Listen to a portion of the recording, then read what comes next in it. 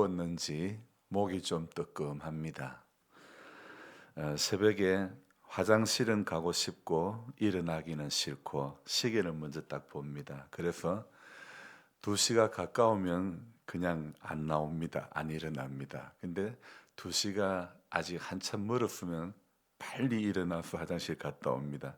좀 더 자고 싶은 인간의 기본적인 욕구가 발동하는 동시에 또 잠을 깨면 잠을 못 자게 되니 이럴 때가 참 난감하지요. 좀 더 잤으면 좋겠는데 화장실은 가고 싶고 이럴 때 하는 말이 진퇴양난인 것 같습니다. 눈 오는 날 하루를 비우고 서울에 다녀왔더니 마을 안 도로가 엉망입니다. 제설 작업을 한 경우와 하지 않은 경우가 아주 확연히 차이가 나죠. 그제 내린 눈이 어제 주일 오후에도 마을 안 도로가 녹지 않아서 엉망입니다. 봉사관 창문으로 보니 구경로당 앞에 승합차가 올라가다가 올라가지를 못하고 후진으로 내려와서 교회 아랫길로 올라가는 모습이 보입니다. 그래서 그 모습을 보고는 트랙터를 운전하여 얼어붙은 눈을 밀어보는데 이게 밀기도 애매하고 안 밀기도 애매한 그런 상태가 돼버렸습니다. 이게 때를 놓치면 참 쉽지가 않은 것 같습니다. 이건 역시도 할 수도 없고 안 할 수도 없는 그런 진퇴양난의 상태라 말할 수 있습니다. 우리 교회에서 후원하는 선교사님께서 80세의 일기로 주님의 부름을 받았습니다. 혈액암이 발병한 뒤로 심우하던 교회를 사임하고 캄보디아 선교사로 나갔지요. 그 연약한 가운데 멀리 캄보디아 열악한 그 환경 가운데 나가서 10여 년 동안 정말 생명을 내놓고 사역을 하셨는데 그 10여 년 동안 참 열매는 많았던 것 같습니다. 문제는 후임자를 세우지 않은 채 주님의 부름을 받았으니 그간 일구었던 사역이 일시에 중단되지는 않을까 이렇게 우려하는 분들이 많았죠. 제가 대신 나가서 선교할 수도 없고 안 그래도 선교사님 소천하시면 이 사역이 중단된다는 부정적인 생각이 더 많이 드니 이 또한 난감한 그런 상황이었죠. 여러분 우리가 살다 보면 삶의 여정에는 이럴 수도 없고 저럴 수도 없는 그런 난감한 상황과 안타까운 상황이 이렇게 사연이 생길 때가 많습니다. 또 수면 시간과 같이 인간의 기본적인 욕구에 우리가 붙들릴 때도 많지요. 이렇게 여러 가지 제약이 있는 가운데서 오늘도 새벽에 하루를 시작하면서 성경으로 시작할 수 있다는 것이 저는 참 감사합니다. 또 여러분들도 이렇게 추운 일기 가운데 있지만 새벽에 교회에 와서 예배당에 와서 하루를 기도함으로 예배드림으로 시작할 수 있다는 것이 감사한 이유라고 저는 생각합니다. 바빠서 며칠 성경 읽지 못했다 하는 것 없이 그냥 매일 시작이 자동 성경이 되어버렸으니 이것보다 더 감사한 것이 어디 있을까 이런 생각을 해봅니다. 분명히 시편에서 이런 고백을 하고 있죠. 주의 말씀은 내 발의 등이요 내 길의 빛이니이다. 여러분 말씀이 등이라고 생각하고 말씀이 인생이 가는 길에 빛이 된다고 생각하는 사람은 항상 말씀으로 하루를 시작할 수밖에 없는 겁니다. 오늘도 지난 3일과 마찬가지로 사복음서를 읽었습니다. 4개의 복음서를 번갈아 가면서 읽어야 하니 사실 이 복음서 읽는 구간이 제일 난코스인 것 같습니다. 그래서 성경을 안 보고 음원으로만 들으면 아무런 상관이 없지만 눈으로는 성경을 넘겨가면서 보아야 되고 귀로는 성경을 들어야 성경 읽는 맛이 난다고나 할까 집중이 그래야 잘 되더라 이겁니다. 말씀을 묵상한다고 하면서 음원만 들으며 눈을 감으면서 오히려 그 눈을 감으면 그 말씀이 더 잘 들어올 것 같아 이렇게 눈을 감고 의문으로만 묵상하기도 하지만은 그러나 예전에 제가 예배 드릴 때에 눈 감고 딱 말씀에만 집중하자 이렇게 해봤는데 오히려 눈 감아 보니까 잠만 더 오더라 이겁니다. 그래서 제가 항상 이제 성경을 읽으려면 눈으로 보고 귀로 듣고 그리고 입으로는 같이 따라 읽는다면 이것보다 더 좋은 것은 없을 것 같은데 입으로는 따라하지는 못하는 겁니다. 목도 아프고 말이 잘 새벽에는 잘 안 나오기 때문이죠. 이틀간 말씀드렸던 니고데모의 이야기도 마찬가지입니다. 궁금증이 많았던 것 같은 니고데모로 그런 궁금증 많은 사람으로 끝이 나면 안 됩니다. 왜 예수님을 왜 직접 예수님을 만났으니까 궁금증 많은 것으로 끝나면 안 됩니다. 예수님을 직접 만난 사람은 해결이 되어져야 되는 겁니다. 그런데 니고데모는요, 예수님으로부터 어떤 이야기를 듣냐면 너는 이스라엘의 선생으로 이러한 것들을 알지 못하느냐? 너는 이스라엘의 선생으로 아직도 이런 걸 모르느냐? 이런 의미죠. 이스라엘의 지도자였지만 물과 성령으로 거듭난다는 말을 알지도 깨닫지도 못하면 안 되지 않습니까? 왜 니고데모가 이스라엘의 선생으로 이런 것들을 알지 못했을까요? 답은 하나입니다. 모세의 율법에 대해서만 알았지 예수님에 대해서 몰랐기 때문입니다. 그래서 오늘 46절 한번 보십시오. 모세를 믿었더라면 또 나를 믿었으리니 이는 그가 내게 대하여 기록하였습니다. 성경은요, 우리가요, 오늘 한마디로 예수님에 대해서 이야기하는 책이 바로 성경인 것입니다. 오실 예수님 이야기하는 것이 구약이고 오신 예수님을 이야기하는 것이 신약 성경 아닙니까? 그래서 우리가 성경을 본다는 것은 다른 말로 하면 예수님을 보는 것이고 그분의 음성을 듣고 그분을 보는 것이 우리가 성경을 보는 궁극적인 이유라는 것입니다. 오늘 요한은 참 의미심장한 말을 우리에게 하고 있습니다. 바로 39절이죠. 너희가 성경에서 영생을 얻는 줄 생각하고 성경을 연구하거니와 이 성경이 곧 내게 대하여 증언하는 것이니라. 여기에서 우리가 이 39절에서 너희가 이 너희는 누굴까요? 또 한 장 더 앞으로 가보면 19절에 그러므로 예수께서 그들에게 이르시되 여기에 19절에 그들에게는 또 누굴까요? 이 19절에 나오는 그들에게와 그리고 39절에 나오는 너희가 성경에서 영생을 얻는 줄 생각하고 할 때 이 너희 바로 여기에서 너희는요 누구냐면 바리새인이라는 것입니다. 그래서 이 바리새인에 대해서 말을 그래서 바리새인들이 성경에서 영생을 얻는 줄 생각하고 이 사람들이 성경을 연구하는 데는 아주 대단한 사람인데요. 그런데 오늘 46절처럼 모세에 대해서 믿었지만은 예수님에 대해서는 모르는 거예요. 그의 글도 믿지 아니하거든 어찌 내 말을 믿겠느냐. 여러분 오늘 이 19절부터 47절까지는요. 여러분이 보고 계신 성경은 무슨 색깔로 인쇄가 되었습니까? 빨간색으로. 성경을 읽다가 보면 빨간색으로 나오는 것은 전부 예수님이 하신 말씀, 이 신약 성경 특히 복음서에서 빨간색으로 인쇄된 것은 전부 예수님께서 하신 말씀이 빨간색으로 인쇄된 겁니다. 그래서 지난주에 제가 성경을 새로 하나 구입을 하려고 기독 서점에 갔더니 아니 찬송가도 안 붙었는데 성경이 왜 이렇게 비쌀까?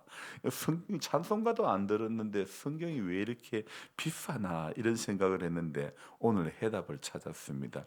예수님께서 하신 말씀은 전부 빨간색으로 인쇄하고 나머지는 검은색으로 인쇄했으니 오늘 17절에도 빨간색이 들어있고 14절에도 빨간색이 들어있지 않습니까?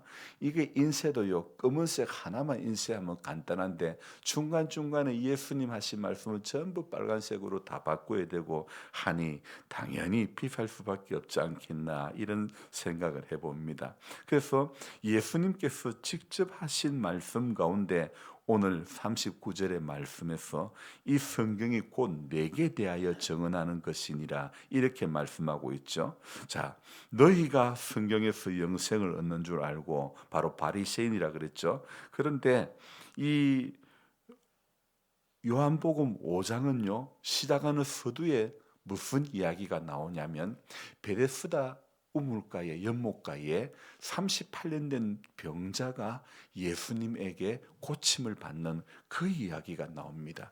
그래서 38년 된 병자에게 우리 예수님께서 일어나 네 자리를 들고 걸어가라 이랬거든요. 그래서 실제로 그 38년 동안 누워서 일어나지 못했던 그 병자가 곧 나와서 자리를 들고 걸어갑니다. 그때 유대인들이 병 나은 사람에게 안식일인데 네가 자리를 들고 가는 게 옳느냐, 이 말했던 사람인 것입니다. 이 말은 누굽니까? 이 유대인들이라고 이야기했던 이 사람이 바로 오늘 39절에 너희가에 해당하는 사람, 바로 바리새인이죠.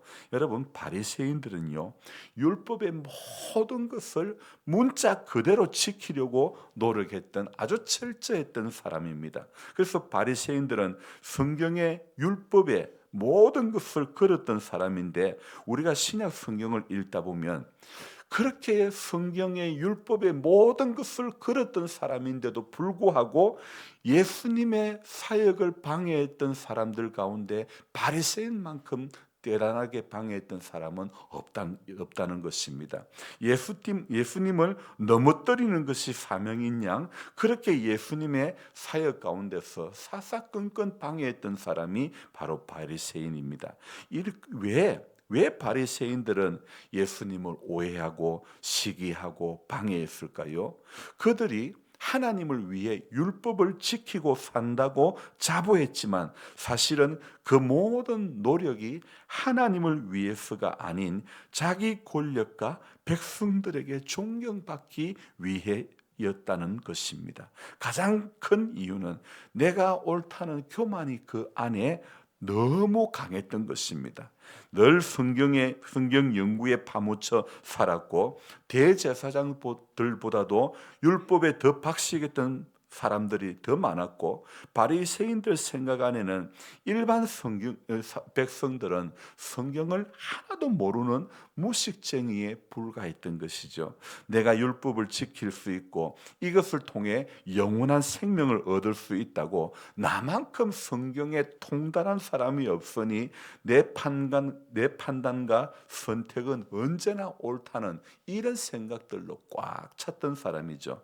그래서 바리새인들은요, 자신이 옳다고 믿는 착각이 어디까지 다다를 수 있는가를 잘 보여주는 그런 인물인 것 같습니다. 이들은 어찌 보면 하나님보다 더 옳다고 착각하는 그런 존재, 그런 사람인 것 같습니다. 여러분, 죄는 어디서부터 시작되냐면 하나님처럼 되고자 하는 거기에서부터 죄가 시작됩니다. 창세기에 태초에 사람 아담이 선악과를 먹은 이유도 무엇입니까? 그 선악과가 정말 맛있어서 먹었을까요? 먹게 된 이유는 딴 게 아닙니다. 이거 먹으면 하나님처럼 눈이 밝아진대.